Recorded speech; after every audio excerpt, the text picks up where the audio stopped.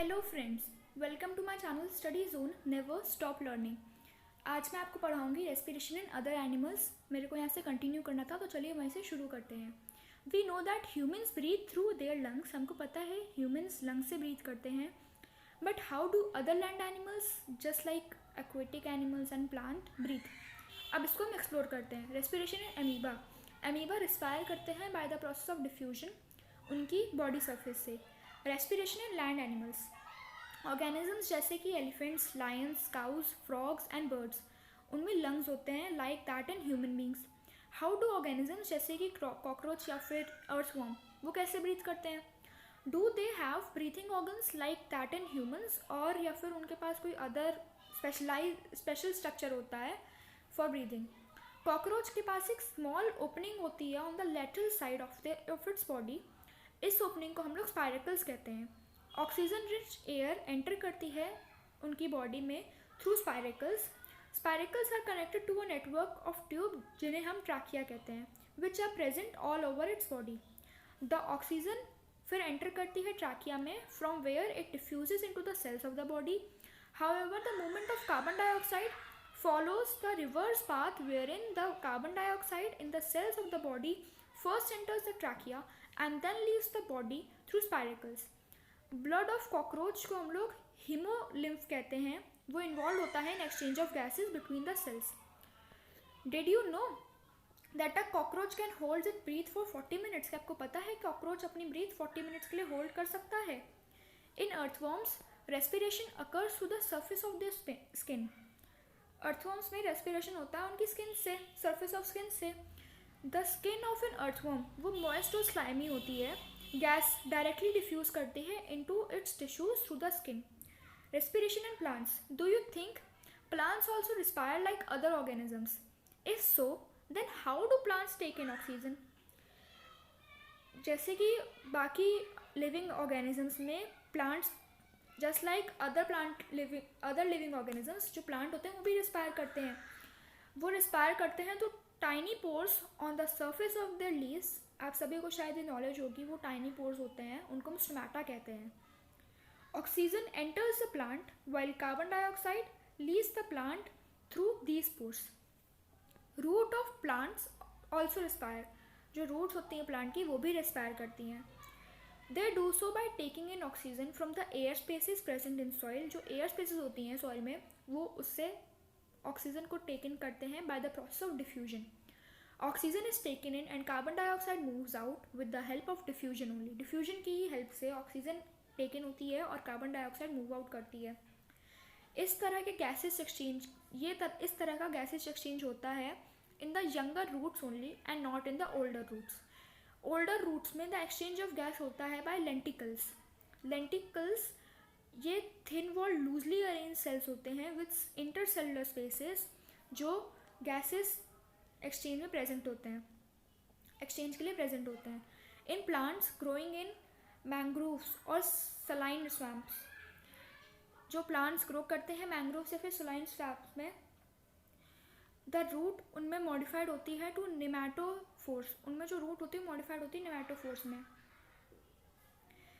वो बियर करते हैं ब्रीदिंग पोर्स जिन्हें लेंटिकल्स कहते हैं, and emerge out of the soil for gases exchange. In some trees the trunk of the trees bear small openings called lenticels. कुछ trees में जो ट्रंक होती है ट्रीज की, वो स्मॉल ओपनिंग्स बियर करते हैं जिन्हें हम लेंटिकल्स कहते हैं। Through those openings in the bark, उन्हीं ओपनिंग्स की मदद से बार्क में गैसेस एक्सचेंज होती है।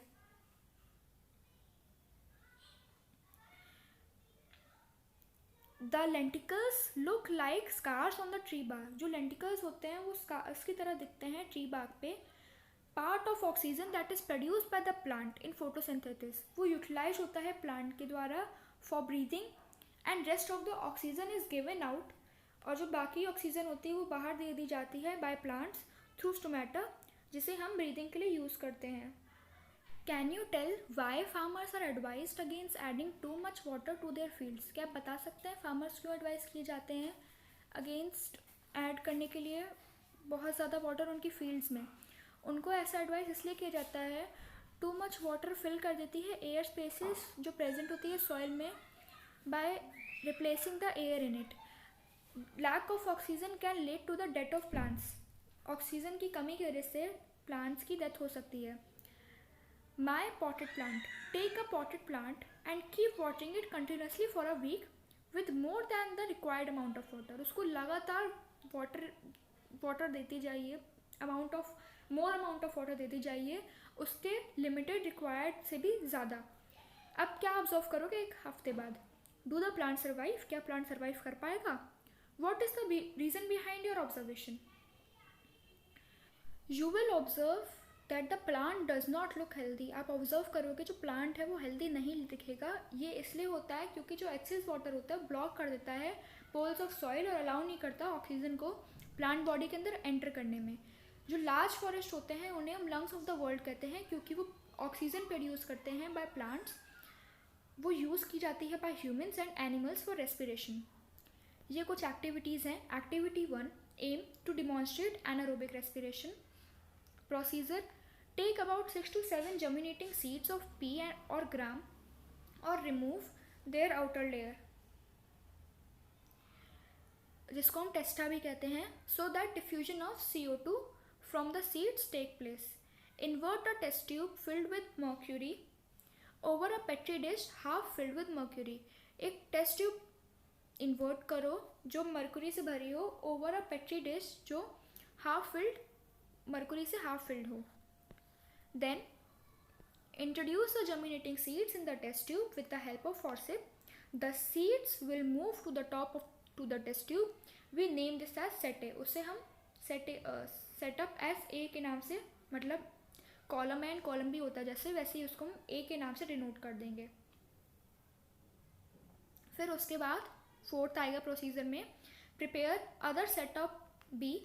इसी मैनर में एक सेटअप बी प्रिपेयर करो as same as A, but taking germinating seeds which have been killed by boiling.